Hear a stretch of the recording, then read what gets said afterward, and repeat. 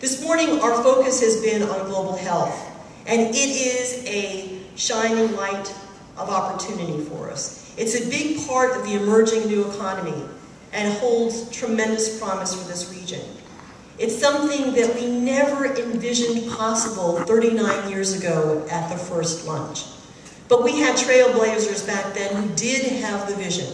This morning we heard from Pat and Chris Elias. They were founded more than 30 years ago, and they've grown to operate in more than 70 countries around the globe. Seattle Biomed was formed in 1976 by Kent Stewart as a Seattle Biomedical Research Institution, and it really was the first global health organization. The Hutch, a world-renowned institution with more than 2,300 scientists and staff. The Hutch opened its doors in '75, but its roots actually precede that by 2 decades. And there are many, many other organizations who have made substantial contributions. Organizations like the Washington Global Health Alliance, the Global Health Nexus, and many others have emerged to encourage collaboration and broader access to the sector. And we've heard about the exciting progress that we're making in this sector. Our foundation is probably best known for our investments in global health, which constitute more than half of our giving every year. But what's less known is that so much of that investment is made in partner institutions that are based right here in Washington State. Over the past 10 years, the foundation has committed $2 billion to more than 40 of our local partners involved in global health pursuits right here in our own backyard. Our foundation would not have made the progress were it not for these remarkable institutions. And as was referenced before, the Bill and Melinda Gates Foundation mantra is that every person deserves the chance to live a healthy and productive life.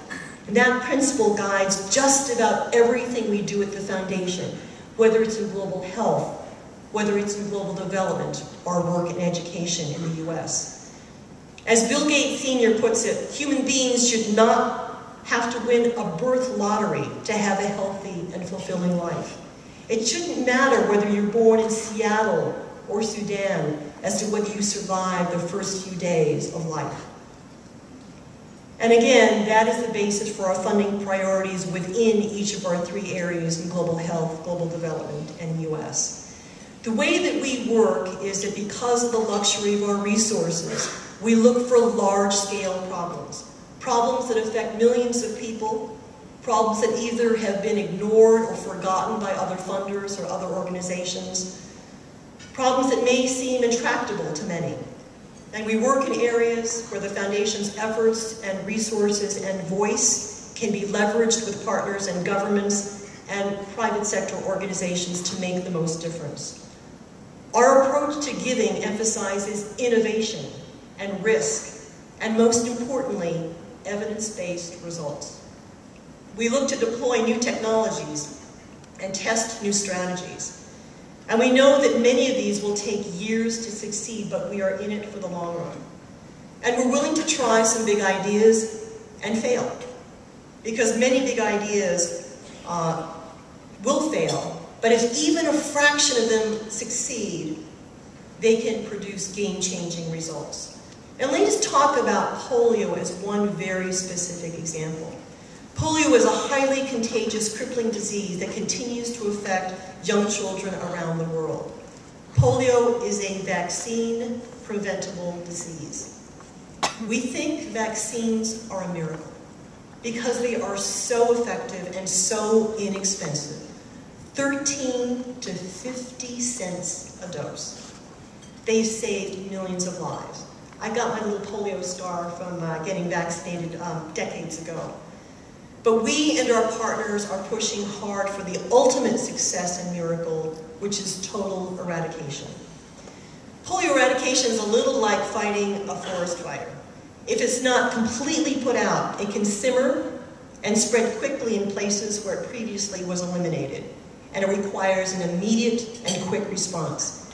In Russia, for example, the country was polio-free for 20 years until it reappeared last year. We are so close to eradicating polio. We're down to a few cases in 20 countries, but success is still far from assured, And rather than relax and assume it's going to be done, now is the time to hunker down and redouble our efforts. The difficulty of ferreting out every last polio virus outbreak in the world's most remote places is that those areas are plagued by armed conflict, poverty, other disease, and the lack of any effective government structures makes that challenge staggering. It requires a massive political, logistical, and financial effort. Rotary International has raised hundreds of millions of dollars and championed the cause for many, many years. Our own Rotary number 4 is a global leader in that. UNICEF and the WHO are our other longtime partners. We hope that polio eradication can pave the way for an even larger goal of universal access to routine vaccines, as well as new life-saving vaccines for pneumonia, diarrhea, and hopefully at some point in the near future for malaria and HIV. So reflecting back to 39 years ago, it's remarkable how fast things have changed really in just a little more than just one generation. Seattle's economy has been transformed. We are so close to eradicating polio. And just 15 years ago, our foundation was born in the basement of Bill Gates Sr.'s home. He opened requests for funding himself, and he personally responded to those letters.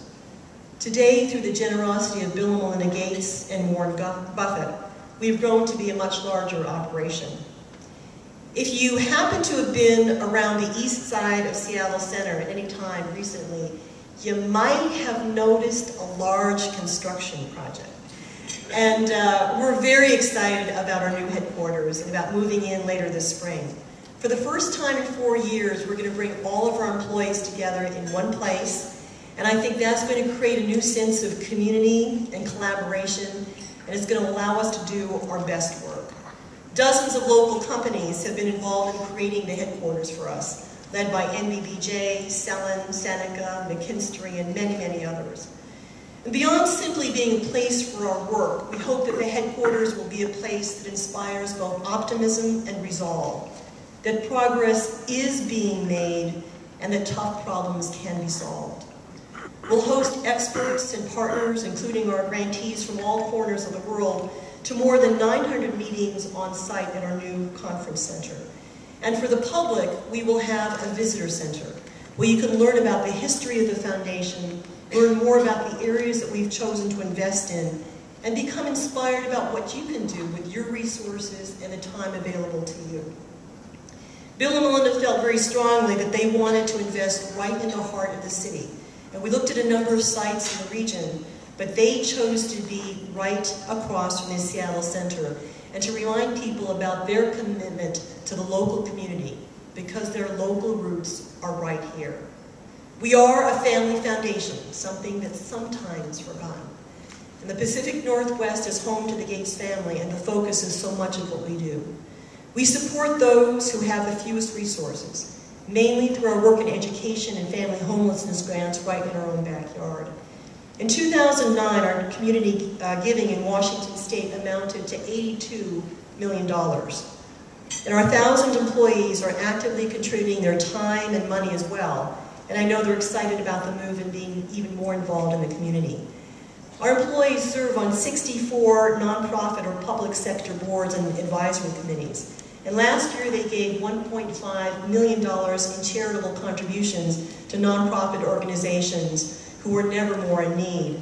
We provided a 3-to-1 match, and so that bumped the total to more than $6 million to support the safety nets in our own local community. So, I see opportunities and challenges for Seattle and the Pacific Northwest.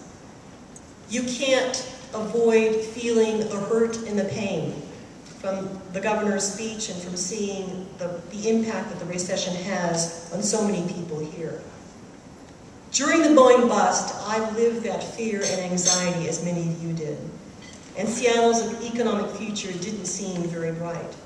But today, despite the recession, the opportunities for Seattle's economy, as we've talked about today, specifically in global health, are a ray of hope for us.